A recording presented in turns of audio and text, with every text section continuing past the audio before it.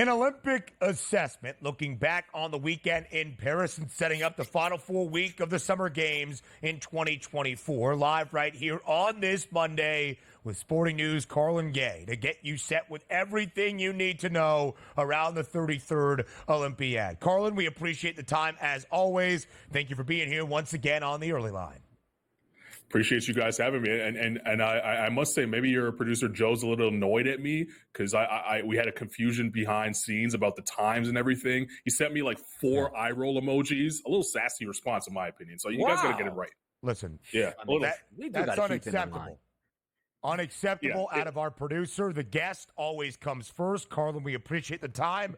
And there will be a stern conversation held by Donnie Rightside and myself with our producer, Joe Frizo. It's like one of those player-only meetings. We'll make sure it's handled internally here, Carlin, on the SportsGrid network. So we are on in the Olympic basketball tournaments, both on the men's and women's side, to the knockout stages. And as expected, Team USA in both out in front. In the women's tournament, Team USA a perfect 3-0 in group action with its closest game of the 3 in group play yesterday against Germany, but still a 19-point win, 87-68. Carlin, what have you liked most about Team USA in women's basketball throughout group play so far?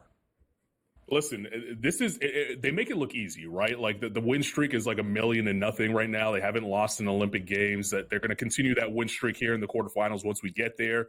But what's really impressive is that they were in the group of death, right? Like Germany is no joke on the world stage. Belgium is no joke on the world stage. And Japan plays such a different style from everybody else that you have to game plan for them. They shoot a ton of threes. They actually, guys, took more threes than twos in the entire tournament. It was incredible to see them play that way up and down the floor. So this is the group of death, and they were able to go through relatively unscathed. Like they lost maybe a quarter in that, and that was to Germany by 1 point. So this is a team that is well-oiled. They've been together. They know how each other play, and they're all coming in with their egos checked. And that's the greatest thing about this Team USA team is that everyone is a star in their own right. Jewel Lloyd is a 24-point-per-game scorer. She's coming off the bench. Her ego's in check. She's just getting in where she fits in. Kelsey Plum, a former number 1 overall pick, before Caitlin Clark showed up, she was a number 1 all-time scorer in the NCAA. She's checking her ego. She's coming off the bench as the 11th person off the bench, and she's fine with it.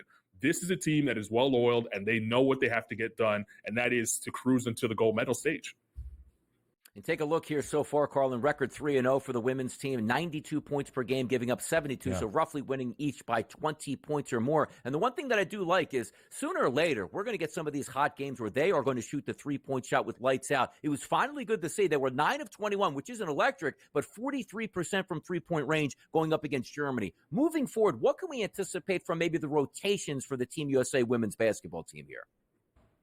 I think now you start to tighten it up, right? Like the next game is going to be the toughest game in terms of a team that's going to really get under their skin in Nigeria. Nigeria is going to pick them up full court. Nigeria is coming into this game knowing that they're the massive underdogs. Nigeria is kind of just happy to be there. They're the first African nation to make it to the quarterfinals on either men's or women's side. So they've already accomplished their goal. They're already, history's already been made for Nigeria, but this is a very physical team, and they're going to have to use that physicality because Team USA dwarfs them in terms of size. So expect the guards to see a lot of pressure. So Kelsey Plum, Sabrina Ionescu, Jewel Lloyd, Chelsea Gray, those 4 are really going to have to handle the rock and handle the pressure full court, because if they start to turn the ball over, that gives Nigeria a chance at least to keep it a little bit close.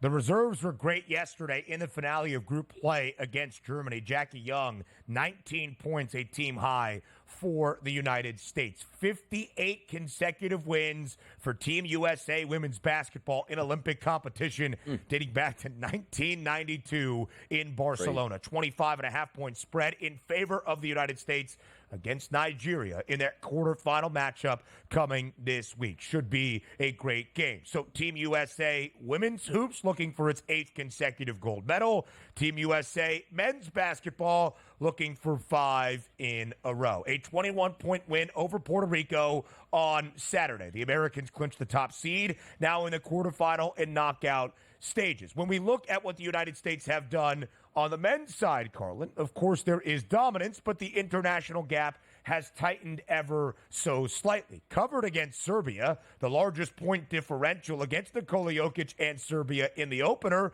and then closer games perhaps, but still around a 20-point average margin of victory for Team USA in group play. What has stood out to you most about LeBron James and the Americans in group action?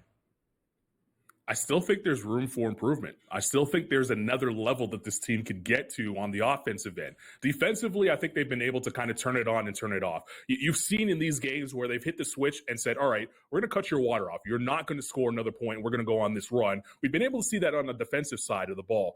They haven't been able to click exactly the way that I've expected them to click on the offensive side of the ball. It's still kind of your turn, my turn offense. It's not as smooth as it should be with as much talent as there is on the team. So I expect them to get to another level, an even better level offensively. And to your point about the women's team not able to hit their threes, if Steph Curry finally makes a shot, like can we get the greatest 3-point shooter of all time to hit a three? If he's able to finally make a shot, it's trouble, because once he sees one go in, it's going to be on a roll. And I called it out before the tournament started. I said, whatever the record is for most three-pointers in a quarter, most three-pointers in a game, it is in jeopardy, because I think Steph Curry is going to have one of those moments. It's his only Olympic Games he's ever been a part of.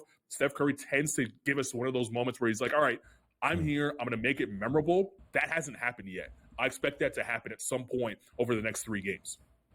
We'll see if it starts in the next game, which will be tomorrow, Team USA versus Brazil, 3:30 start Eastern. That is a heavy favorite here, obviously, at minus 26.5 points here at the FanDuel Sportsbook, a total of 185.5. Carlin, we know a lot about Team USA. Talk to us about Team Brazil and what they can present going up against Team USA.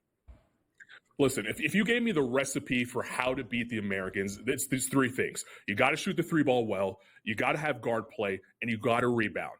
Brazil has all those 3 things. They can shoot the 3-ball well. They shot 45% over the first 3 games of this tournament. They have guard play. Iago Santos, who comes off the bench. Think of him as Brazilian Isaiah Thomas, not Isaiah Thomas Pistons Isaiah Thomas. Isaiah Thomas that finished in top 5 MVP voting with the Boston Celtics Isaiah Thomas. And then they rebound well. They have 2 bigs who can get out there and rebound well. Yes, Bruno Caboclo, 2 years away from being 2 years away. That was ages ago. He's here now, and he's on the international stage and can play well. This is an opportunity for him to remind everybody, hey, I can still play at a high level. He had a terrific game the last outing where he had 33 points, a double-double, and was unstoppable inside. So Anthony Davis, Joel Embiid going to have their hands full to get themselves in foul trouble.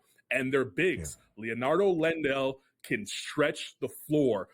Team USA hasn't seen bigs can shoot the 3 yet. Brazil has 2 of them that could do that. So they have all the ingredients to actually get the job done. And in a 1-game scenario, I give them a chance, a fighter's chance at least. 26.5 point spread in favor of the United States. Tip is 3:30 p.m. Eastern time here stateside tomorrow. Carlin, one final minute here in this segment for the other 6 nations that have reached the quarterfinal round in the men's basketball tournament, facing off in the quadruple header tomorrow. Which matchups outside of Team USA versus Brazil catches your eye the most? I have Australia. I know they're the underdogs in this one, guys. I have Australia beating Serbia. Yes, Nikola Jokic is spectacular, the best player in the world. Australia's going to come with a game plan, and I think they get it done and get back to the semifinals for the second Olympics in a row. 6.5 point spread, the shortest number. But Carlin, outside of the Americans game against the Brazilians, 7.5 point spreads in every other game or less. Should be very competitive on the International Olympic stage now in the quarterfinal round. Carlin Gay of Sporting News joining us here on this Monday. Carlin, as always, we appreciate the time and the insight. Likewise, guys. Have a great day.